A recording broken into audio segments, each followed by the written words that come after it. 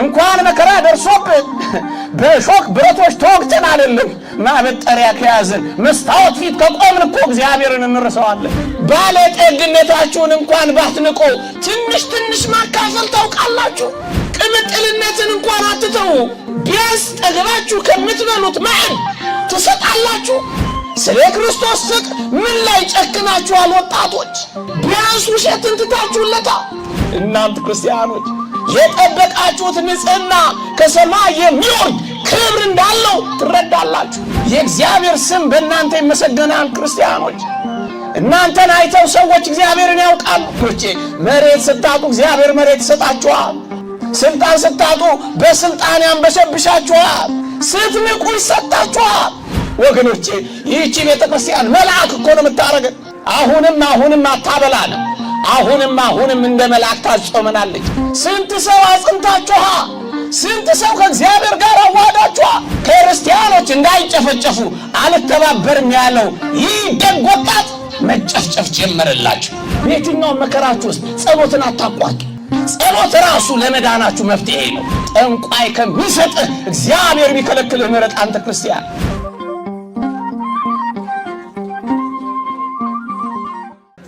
በማሪዮት በግብፅ የዚህ የከበረ ሰማዕት የቅዱስ ሚናስ ቤተክርስቲያን እየታነጸ ነበረ።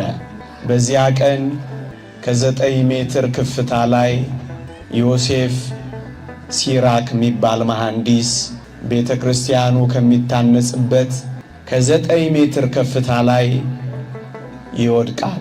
አካሉም ይቀጠቀጣል፣ ከጆሮም ደም ይፈሳል እና ከታላቅ ከፍታ ላይ ወደቀ። ሰውነቱም ተቀጠቀጠ፣ በጆሮ ግንዱም ደሙ ፈሰሰ። በሞትና በሕይወት መካከል እያለ ሰማዕቱ ማር ሚናስን እየተማጸኑ በችኮላ ወደ ሆስፒታል ወሰዱት። ፕሮፌሰር ሳሙኤል የሚባል አንድ ሐኪም የዕለቱ ተረኛ ነበረ። ይህንን መሐንዲስ ሲያየው እጅግ በጣም አዘነ። ምናልባት ቢተርፍልኝ እንኳን ለዘላለም ሰውነቱ ሳይንቀሳቀስ ሽባ ሆኖ ነው የሚኖረው ብሎ ነገራቸው።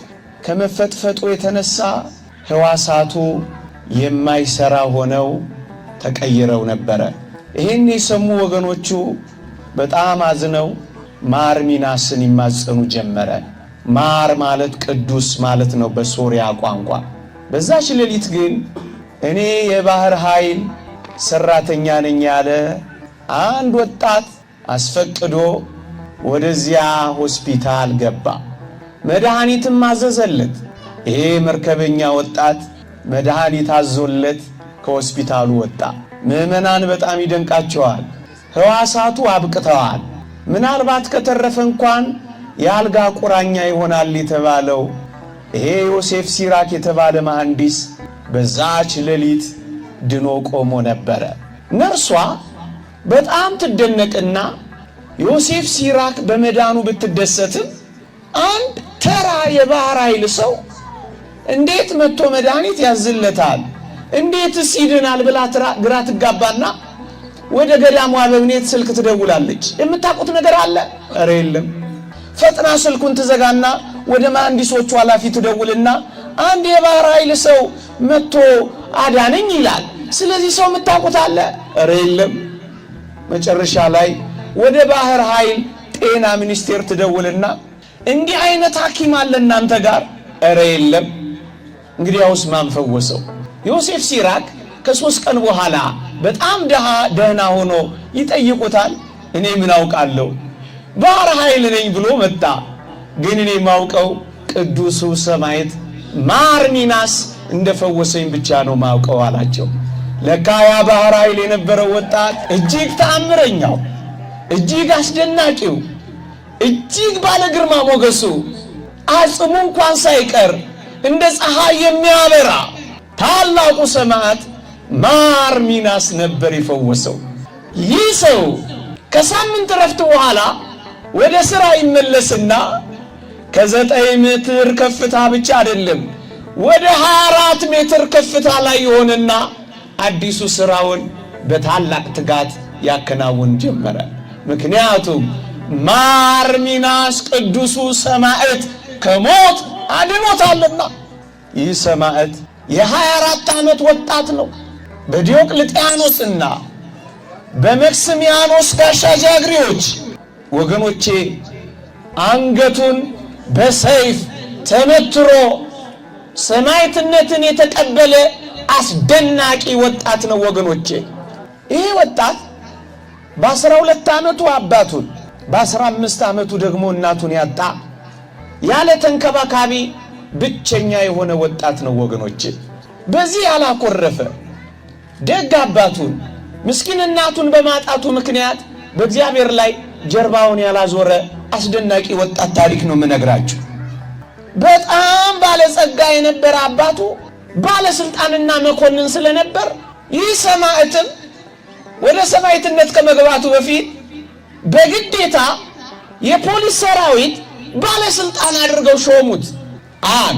ሁለተኛ የአባቱ ሰፊ መሬት ያጎቱም ብዙ ርስት ስለነበረው እጅግ ባለጸጋ ነበረ።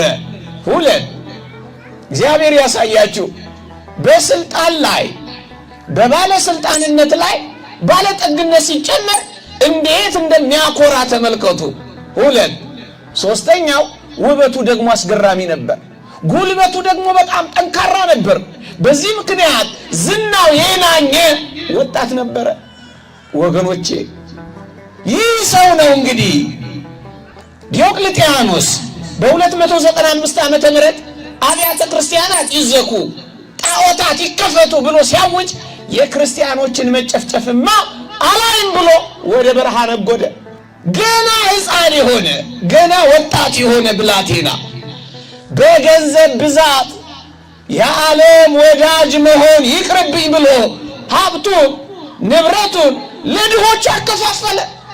የክርስቲያኖችን መከራ በዓይኔ አላይም፣ ጨፍጭፍ ስባል አልጨፈጭፍም፣ ምክንያቱም የፖሊስ ሰራዊት አባል ነው። በዚህ ሥራ ከተባበረ የክርስቲያኖችን ደም ማፍሰሱ አይቀርም። የክርስቲያኖችን ደም ከማፈስ ይቅርብኛልና ሀብቱንም አከፋፈለ። ደግሞስ በሕዝብ ኃጢአት አልተባበርም ብሎ በገዳም በዋሻ ውስጥ ለ5 ዓመታት በጸሎት ጽሙድ ሆነ። በዝማሬ ቃል ድምፁን እያሰማ እጅግ ጣዕመ ዝማሬዎችን እያቀረበ የሚመሰጥ አስደናቂ ወጣት ሆነ። መንፈሳዊ መጻሕፍትን እየተመለከተ በገዳም በምድረ በዳ በረሃ የእግዚአብሔርን ተአምራቶች ማሰላሰል ጀመረ ወገኖቼ። ወደ ገዳም ወደ በረሃ አባቶቻችን ሲወጡ ልክ እንደዚህ ተራራ ተዘርግተው ሲያዩ የእግዚአብሔርን የተዘረጉ የእጆቹን ክንዶች እና ኃይል ማየትና ማድነቅ ይጀምራሉ።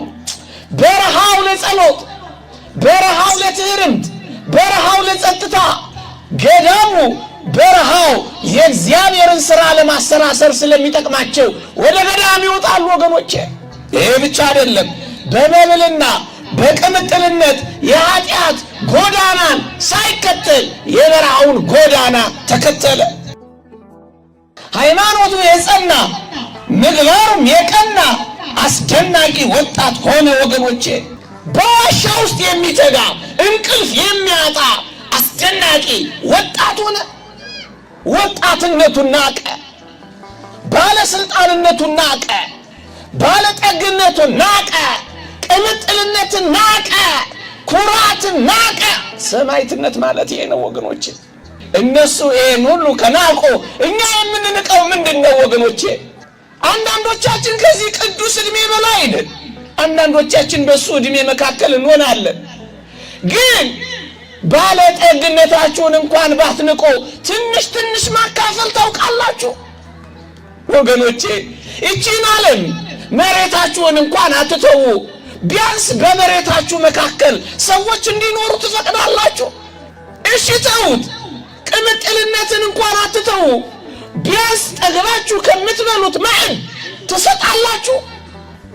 እሺ በበረሃ አትሂዱ፣ ዋሻ አትግቡ፣ ገዳም አትሰሩ። ቢያንስ ይቺን ዓለም ምንም እንደሌላት በረሃ ትቆጥራላችሁ።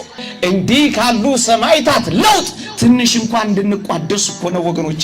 በዋሻ ውስጥ ለ5 ዓመታት ያክል ታላቅ ተጋድሎን አደረገ። መጻሕፍትን በቃሉ አጠና፣ ተጋድሎን አበዛ። እጅግ የሚፈትኑትን እኩያት ፍትወታት፣ ርኩሳት መናፍስት፣ የሰዎችንም ትንኮሳ በመስቀሉ እያማተበ በቅዱሳን ሰማዕታት ገድል ግርማ ሞገስ እየናደ እጅግ የበረታ ሰማዕት ሆነ። ገና በ20 ዓመቱ እግዚአብሔር ያሳያችሁ። ስንት ዓመት ኖረናልኛ። ስለ ክርስቶስ ፍቅር ምን ላይ ጨክናችኋል ወጣቶች? ውሸት ላይ ቢያንስ ውሸትን ትታችሁለታ። ተዉት ሌላውን፣ ቢያንስ ነቀፋን፣ ስድብን፣ ፍርድን ትታችሁለታ። ምን ተውንለት ለክርስቶስ? እዩት ይህንን ሰማዕት እግዚአብሔር መጣለታ። የተከበርክ ሚናስ ሆይ ከሕፃንነት ጀምረህ ለመልካም ምግባር ተጠርተሃል አለው። ሚናስ ማለት የእግዚአብሔር ምርጥ ማለት ነው። ተጠርተሃል አለው። ከዛስ በእኔ ስላመንክብኝ ደግሞም ስለደከምክልኝ በስሜ ሦስትነት 3 ኪዳን ገባሁልህ አለው። ወጣትነትህ ሳያሳሳህ ድንግልናህን ስለጠበቅ ስለ ድንግልና አንድ አክሊል አወርድልሃለሁ። እናንተ ክርስቲያኖች የጠበቃችሁት ድንግልና አክሊል እንዳለው ታውቃላችሁ። የጠበቃችሁት ንጽሕና ከሰማይ የሚወርድ ክብር እንዳለው ትረዳላችሁ። ስለ ትዕግሥት አለው። አጋንንትን ስለታገስ፣ ንቀህ ስለተውክ፣ ስለ ገዳማዊ ሕይወትህ፣ በበረሃ ስላለው ማንነትህ 2ኛ አክሊል እልክልሃለሁ አለው። 3ኛው አሁን አይደለም ከጥቂት ጊዜ በኋላ ስለምትቀበለው ሰማዕትነትህ 3 አክሊልን እሰጥሃለሁ አለው። እንዴት ያስደንቃል! እግዚአብሔር እንዲህ አለው፣ በስምህ በተጠራች ቤተክርስቲያን፣ ዛሬም በታነጸች ቤተክርስቲያን በስሜ ተሰብስበው ስሜን እንዲያመሰግኑኝ ምክንያት ሆነሃልና አለው። የእግዚአብሔር ስም በእናንተ ይመሰገናል። ክርስቲያኖች እናንተን አይተው ሰዎች እግዚአብሔርን ያውቃሉ። እናንተን አሽትተው ልዑልን ያሸታሉ። እናንተ ስትደርሱ እግዚአብሔር እንደደረሰ ይሰማቸዋል። ማን ነው በእናንተ የሚከብረው? በእኛ ዘፋኞች ነው የሚታወቁት ወይስ ዘማሪያን ነው የሚገለጡት? እግዚአብሔር ተመስግኗል በእኛ። እግዚአብሔርን የሚያስመሰግን ጽድቅ፣ እግዚአብሔርን የሚያስመሰግን ምስጋና፣ እግዚአብሔርን የሚያከብር ሕይወት አለን። ይኸው በስሜ በተጠራች ቤተክርስቲያን ስሜን ያመሰግናሉ። በዚያም ከሌሎች ሰማዕታት ጋር ስሜ ሲነሳ ይኖራል ይላል። ደግሞ ቀጠለና በመንግሥተ ሰማያት የምታገኘው ስልጣን በምድር ካገኘው ስልጣን 1000 ጊዜ ይበልጣል። ወገኖቼ መሬት ስታጡ እግዚአብሔር መሬት ይሰጣችኋል። ስልጣን ስታጡ በስልጣን ያንበሸብሻችኋል። ወገኖቼ ሀብታችሁን ብታካፍሉ እግዚአብሔር በቅፋችሁ የሚሞላ ተጠቅጥቆ ቆጥራችሁ ማዘልቆት ሀብት ያካፍላችኋል። እግዚአብሔር 1000 ጊዜ ይበልጣል አለው። አንተ የናከው መኮንንነት ነው፣ እኔ ከዛ በላይ 1000 ሹመት እሰጥሃለሁ አለው። ስትንቁ ይሰጣችኋል። ይህችን ዓለም ስትረግጡ ያከብራችኋል። ይህን እንገባለን ወገኖቼ፣ እጅግ ይደንቃል። ከክፉ እይታ ርቀ ወጣ፣ አንተ ግን ሕፃን አይደለህም አረጋዊ ነህ አለው። ዓለምን ላለማየት ከጀልክ አለው። እኛ እንዴት ይሆን የምናያት? እንደሱ ሆንክ አለው። ገዛ ሰው ስትሆን እንደ መልአክ ሆነሃል አለው። ወገኖቼ ይህቺ ቤተክርስቲያን መልአክ እኮ ነው የምታረገን። አሁንም አታበላንም። አሁንም እንደ መልአክ ታጾመናለች፣ ታቆየናለች። ይህቺ ቤተክርስቲያን አሸጋጋሪያችን እኮ ናት ወደ ሰማይ። ወገኖቼ ያን ጊዜ ይሄን ቃል ኪዳን ሲገባለት ቅዱስ ሚናስ ክርስቲያኖች ለሚቀበሉት ዓለም ደግሞ ለሚጮህበት ጣዖት ምስክር ለመሆን ለሰማዕትነት ገሰገሰ ይላል። ሰማዕትነት ወደ እሱ እስኪመጣ አልጠበቀም። ለእንግዲያውስ ለጌታዬ ሳስመሰክር እስከ መቼ በዋሻ እኖራለሁ አለና ወደ ሰማዕትነት ገሰገሰ ይላል። እጅግ ይደንቃል። ያን ጊዜ ምን አገኘ መሰላችሁ? ጣዖትን የሚያከብሩ ለጣዖት መስዋዕት የሚሰዉ ሰዎችን መንገድ ላይ ሲያገኝ ጮክ ብሎ ይገስጻቸው ጀመረ። ወገኖቼ ስንቶችን አስተምረናል፣ ስንቶችን አንዳንዶችን ከሰዓት ነጥቃችሁ አድናችኋል። ብዙዎች ጨሌ ስር፣ ብዙዎች ጠንቋይ ቤት፣ ብዙዎች ሟርት ላይ፣ ብዙዎች መተት ላይ፣ ብዙዎች ድግምት ላይ ያሉ መች መሰከርንላቸው? ስንት ሰው አድናችኋል? ስንት ሰው አውጥታችኋል? ስንት ሰው አጽንታችኋል? ስንት ሰው ከእግዚአብሔር ጋር አዋህዳችኋል? ሄደ የኢሳይያስን ቃል ጠቀሰ። ቅድም እንዳልኳችሁ የመጻሕፍትን ቃል በቃሉ አጥንቶ ነበር አላልኳችሁ? ትንቢተ ኢሳይያስ ምዕራፍ 65ን እየጠቀሰ ሞገታቸው። ያዙትና አንተ ማን አሉት? እኔ ክርስቲያን ነኝ አላቸው። አቤት እንዴት ይደንቅ! እኔ ክርስቲያን ነኝ አላቸው እንደ ቅዱስ ቂርቆስ። ከዚያም ተቆጡበት። ሕዝቡንም ባህሉንም የምትበጠብጥ አንተ ለመሆኑ ማን አሉና ደሙ እስኪፈስ ድረስ መሬቱ እስኪርስ ድረስ ደሙ መሬት ጋር አስጠግተው ቀጠቀጡት ይላል። መሬቱ በደም ራሰ ይላል። እኔ ክርስቲያን ነኝ ወገኖቼ። ክርስቲያን የሆነው የላመ የበላን የጣመ የጠጣን በሞቀ የኖርን አይደለም። እንደዚህ ምስክር ልንሆን ነው። የቃል ምስክር በትምህርት የሕይወት ምስክር በሰማዕትነት የሞት ምስክር ልንሆን። ሕይወታችን ምን ያህል ስለ እግዚአብሔር ፍቅር ይመሰክራል? ይሄ የኑሮ ምስክር ይባላል። የቃል ምስክር ስለ ሕያው እግዚአብሔር እየተናገርን ራሳችንን ሰዎችን የምናንጸው ይሄ የቃል ምስክር ይባላል። ሶስተኛው ደግሞ በሞት በኩል በሰማዕትነት በኩል ለእግዚአብሔር የምንመሰክረው ምስክርነት አለ። ይሄ የሞት ምስክር ይባላል። ክርስቲያኖች እንዳይጨፈጨፉ አልተባበርም ያለው ይህ ደግ ወጣት መጨፍጨፍ ጀመረላቸው። እጅግ አስገራሚ ግርፋትን ገረፉት ይላል። በጨንገር ገረፉት፣ ደሙ እስኪፈስ ገረፉት፣ ስጋው እስኪጠለጠል ገረፉት። እሱ ግን አልተናወጽም። እንደውም ምን አሉት ይላል? ይልቅስ ለወጣትነትህና ለውበትህ ዘንለት አሉት ይላል። በውበቱና በወጣትነቱ ደለሉት። ከዚህ የበለጠ ከባድ ፈተና አለ። እሱስ ምን አለ መሰላችሁ? ምንም አይነት መከራ ከጌታዬ ፍቅር አይለየኝም አለ። እንዴት እተወዋለሁ አላ። ስለተገረፍኩ እንዴት እተወዋለሁ? ደም ስለፈሰሰኝ እንዴት እተወዋለሁ? ጨንገር ስላረፈብኝ እንዴት እክደዋለሁ አላ። እንግዲያውስ አሉት መከራ እንዲበዛብህ ከፈለግ እማትክደው ከሆነ አሉና ጨመሩና ደግሞ ቅጣቱን ከፍ አረጉት። ምን አረጉት? በብረት ምጣድ ላይ ሰቀሉት። አቤት! እኛ እኮ ፀሐይ ላይ ሆን ብለን እኮ ነው የምናጉረመርመው። በብረት መሳሪያ አጥንቱ እስኪታይ ድረስ ባጠጡት። ምን አይነት ፍቅር ነው እናንተ!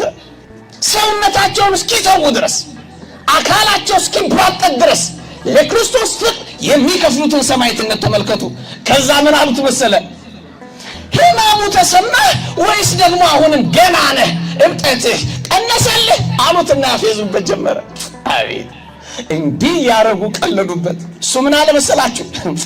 ቅጣታችሁ በመንግሥተ ሰማያት ተቀማጭ ገንዘቤ ነው አላ። ተቀማጭ ነው አልቶ እናንተ መከራውን እኔ ክብሬን አለው አላቸው። እናንተ ሰንበሬን እኔ ደግሞ አክሊሌን አለው አላቸው።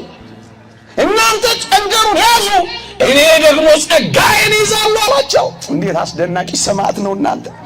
ዘውድ ተዘጋጅቶልኛል አሉት። ከዚያ እየገረፉት ደግሞ ሲያስከፉት ተመልከቱ። ምን አሉት መሰላችሁ? እሺ ለምን አይደርስልህም? እሺ ይህን መከራ አስተቀበል እንኳን ለምን አያድንም አሉታ። እንዲህ አይደል የሚሉን እኛን። ይኸው አንቺ ትቆራመቻለሽ፣ ይኸው እኛ ገብተን ላይ ተተኮስን ይሏችሁ የለ። መተሽ ብትካድም እኮ ትለወጫለሽ። የሆነ ነገር ይዘሽ ሸርት ያለሽ አንቺ ያመልክሽ ትንበረክክ ያለሽ እኛ እጃችን በነገር ሁሉ ሞላ እያሉ ያስቀኗችሁ የለ። ክፋት አድርገው ርሚጦ ጥለው መተት አስመትተው ጠንቋይ ቤት ካልመው ካገኙት ሀብት ይልቅ ጠንቋይ ከሚሰጥህ እግዚአብሔር ቢከለክልህ ምሕረት አንተ ክርስቲያን እግዚአብሔር ይከልክለን። ጠንቋይ ከሚሰጠን ሰይጣን ከሚያስታቅፈን እግዚአብሔር ያራብተን። ይህንን ያላቸው ታዲያ ለምን አይደርስልህ አድንም ብለው ዘበቱበት፣ አፌዙበት። ምን አላቸው መሰላችሁ? ወርቅ ያለ እሳት ስለማይፈተን እኮ ነው። የእናንተ እሳት አሁን ይጠፋል፣ የገሃነም እሳት ግን ለዘላለም ይነድባችኋል አላቸው። እንዴት ይደንቃል! ቅጣቱ ምንም ቢያይልበት ቅዱሱ ካቋሙ ምንም ባለመናወጹ ምክንያት እጅግ በመናደዳቸው ጫፎቻቸው ሹል የሆኑ የብረት ችጋሎች ይዘው ሰውነቱን በሱትና ከመሬት ጋር አጣበቁት። ተረት አይደለም እነግራችሁ። እኛ እንኳን ስለሰማነው እንዴት ተዘገነነ፣ እኔ እንኳን ስናገረው እንዴት ከበደኝ። ሆነበት ነው የምላችሁ፣ ሰውነቱ ላይ ሆነበት። ወግተው ሰፍተው ያዙት። ከዛስ ጎድኑን የሰውነቱን ጎድኖች በእሳት አቃጠሉት። አሁን ክርስቶስ ምን እንዳደረገለት ስሙማ በሞቴ እንኳን እሳቱ ሙቀቱ እንኳን አልነካውም። ይህን ቅዱስ ወገኖቼ ስናምነው እንኳን እሳቱ ሙቀቱ አይነካንም። እሱ ምን አለ ጮክ ብሎ ጸሎቱን አያቋርጥም። እንዲህ የሆነ ጸሎቱን አያቋርጥም። ወገኖቼ በየትኛው መከራችሁ ውስጥ ጸሎትን አታቋርጡ። ጸሎት ራሱ ለመዳናችሁ መፍትሄ ነው። ምን አላችሁ መስላችሁ? የማቴዎስ ወንጌል ምዕራፍ 10 ቁጥር 28 ጠቀሰ። መጽሐፍ ቅዱስን ጥጥት አድርጎ አላልኳችሁ? ስጋን የሚገሉትን ነፍስን ግን መግደል የማይቻላቸው አትፍሩ፣ ይልቅስ ስጋንም ነፍስንም በገሃነም ሊያጠፋ የሚችለው እግዚአብሔርን ፍሩ ካላቸው በኋላ በተቀደሰ ስሙ አምነው መከራ ለሚቀበሉ ሁሉ ሰላም፣ ብርታት፣ ጥንካሬ ይበዛላቸዋል ሲላቸው አንድ ጊዜ ጉንጮን ተናደው መቱት። ጥርሶቹ ረገፉ። ሲያበሳጩት የበለጠ ኃይል፣ ብርታት፣ ሰላም፣ ጥንካሬ እያገኘ ሄደ። የበለጠ ክርስቲያን ስንሆን የበለጠ ጠንካራ ነው የምንሆነው ወገኖቼ። በዚህ ብቻ ያበቁ መሰላችሁ? ወደ ሌላ ቦታ አዘዋወሩት። ለፍርድ በምትቀርብበት ቦታ ሁሉ አይዞህ እኔ እግዚአብሔር ካንተ ጋር ነኝ አለዋ። ከዛስ ያ ሁሉ መከራ የተቀበለው ፊቱ ብርሃናዊ ገጽ ሆኖ በራላችሁ።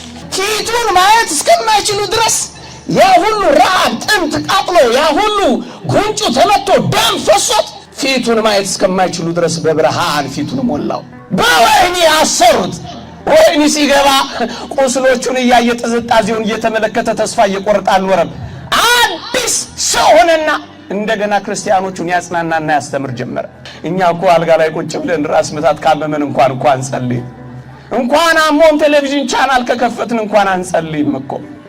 እንኳን መከራ ደርሶብን በሾክ ብረቶች ተወግተን አይደለም ማበጠሪያ ከያዝን መስታወት ፊት ከቆምን እኮ እግዚአብሔርን እንረሳዋለን። እዩት፣ እየቆሰሉ ጌታችን ተገለጠና በእስር ቤትም ተገለጸለትና ቁስሎቹን ፈወሰው። ቅዱስ ቅባ ቅዱስም ቀባው፣ ጸጋና ሰላም ሰጠው ይላል። ቀባውና ቁስሎቹን ፈወሰለትና ሄደ። ልክ መሆኑን አላወቁም። እሱ ግን ተንበረከከና ጌታችን መድኃኒታችን ኢየሱስ ክርስቶስ ስላደረገለት ታላቅ ጸጋ ልክ እያመሰገነ ያለ ናውጣሉትና በመጋዝ ይሰነጥቁት ዘንድ ወደ መጋዝ ቦታ ወሰዱት። መጋዙን ቅዱሱ ሰውነት ላይ አምጥተው ገና ሲያሳርፉት መጋዙ ቀለጠላችሁ። ይህ እግዚአብሔር ኃይል ነው። ፈቃዱ ሆኖ ልንሞት እንችላለን እንጂ እግዚአብሔር ከሞትና ከመጋዝ እንኳን የሚያወጣ አምላክ ነው ያላችሁ። እኛ እኮ የምናመልከውን ገና አላወቅነው። በመጨረሻ ግን እግዚአብሔር ፈቃዱ መሆኑን ሲገለጥና ሲታወቅ አንገቱን ተቆርጦ ወደ እሳት እንዲጣል ተፈረደበት። እርሱ ግን እየዘመረ አንገቱን ወደሚቆረጥበት ቦታ በታላቅ ሐሴትና ዝማሬ ሄደ። ትዘምራላችሁ፣ ሲርባችሁ ትዘምራላችሁ፣ ሲጠማችሁ ትዘምራላችሁ፣ መሶባችሁ ባዶ ሲሆን ትዘምራላችሁ፣ ሲያማችሁ ትዘምራላችሁ። ይህ እኮ ከክርስቶስ መከራ ጋር መካፈል እኮ ነው። ይሄ እኮ ሰማያዊ እኮ ነው ሰማዕትነት። ከኛ እኮ የሚጠበቀው ሰማዕትነት እኮ ይሄ ነው። ከዛስ በ301 ዓመተ ምህረት በዲዮቅልጥያኖስና በመክስሚያኖስ ጋሻ ጃግሬዎችና ጃቢዎች በ301 ዓመተ ምህረት አንድም ሳይንፈራገጥ በማረጃቸው ቦታ ተመቻችቶ አንገቱን ሰጣቸው። ቀሉት፣ አንገቱን ቆረጡት፣ ሰውነቱን እሳት ውስጥ ለ3 ቀናት አቆዩት። አንድም ግን የመቃጠል ምልክት በሰውነቱ ላይ አልታየም። ይህ ደግሞ አስደንቅ። ይህ ቅዱስ ስጋውን መቃብሩን ከአንድ ቦታ አንድ ቦታ ሲያንከራትቱት ቆዩ። እሱም ብቻ አይደለም፣ ከሞተ በኋላ የከበረ ቅዱስ ስጋውን አስከሬኑን እረፍት አሳጡት፣ አንከራተቱ፣ ደበቁት። ግን እግዚአብሔር ባወቀ እሱ በወደደው ቀን እግዚአብሔር የቅዱሱን ስጋ ገለጠ። አንድ እረኛ አየና በጉ ታማበት ነበረ፣ ሽባ ሆና ከቅዱሱ አስከሬን ያገኘውን አፈር ዘገን አደረገና እረኛ ነው፣ ከበግ ውጭ ሕይወት የለው። በጓን ቢነካት ጊዜ አፈፍ ብላ በጓ ተነሳቻ። አሁን እንኳን እኛ ልንናገረው በማንችለው ሁኔታ እግዚአብሔር በእነዚህ ቅዱሳን ሥራ ይሰራላል። ወገኖቼ መጽሐፍ ቅዱስ ለዚህ ነው ግልጽ ትምህርት ስለ ቅዱሳን የሚነግረን። ግልጽ ትምህርት ነው የሚነግረን። ለምንድን ነው እንዲህ አይነት ደጋግ ቅዱሳንስ ተጋዳይ ሰማዕታትን የምናከብራቸው? ጥቂት ነጥቦችን ልንገርና ላብቃ። መጽሐፍ ቅዱስ እንዲህ ይላል፣ ክርስቶስ ራስ፣ ቤተ ክርስቲያን ወይም ማኅበረ ኅብረቱ አካል፣ እያንዳንዶቻችን ደግሞ እንደ ብልቶች ነን ይላል ቅዱስ ጳውሎስ። እና ይቀጥልና ምን ይላል መሰላችሁ?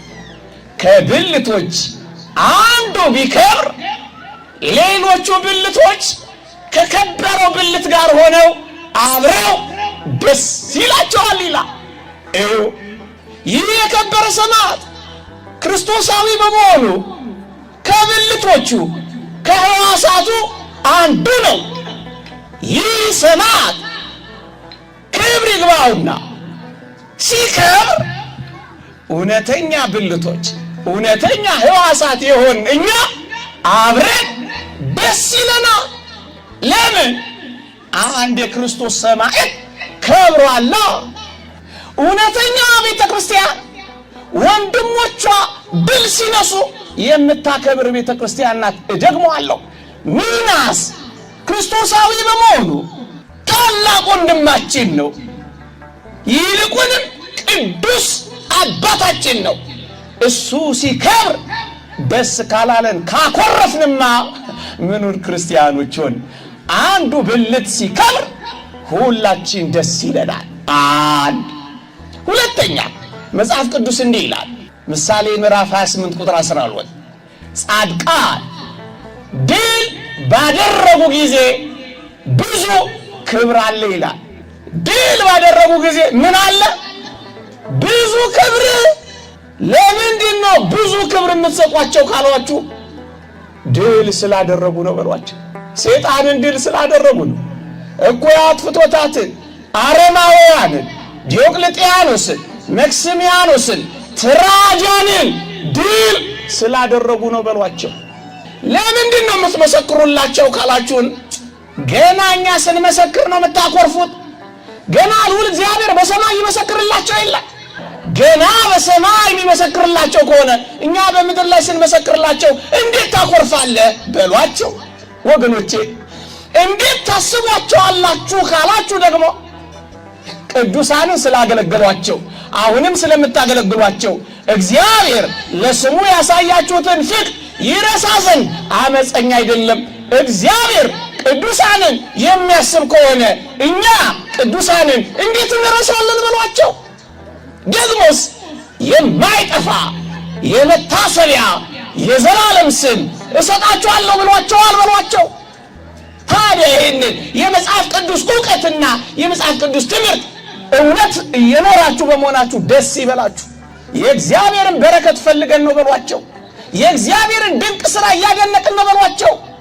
እግዚአብሔር ጥበብንና ጸጋ የሞላባቸው እንዲህ ያለ ተአምራት ካደረጉ ሰጪውማ እንዴት ልዩ ነው ብለን እንመሰጣለን በሏቸው። በረከት ፈልገን የመጣ ነው። የጻድቅ በረከት ለዘላለም ይኖራል።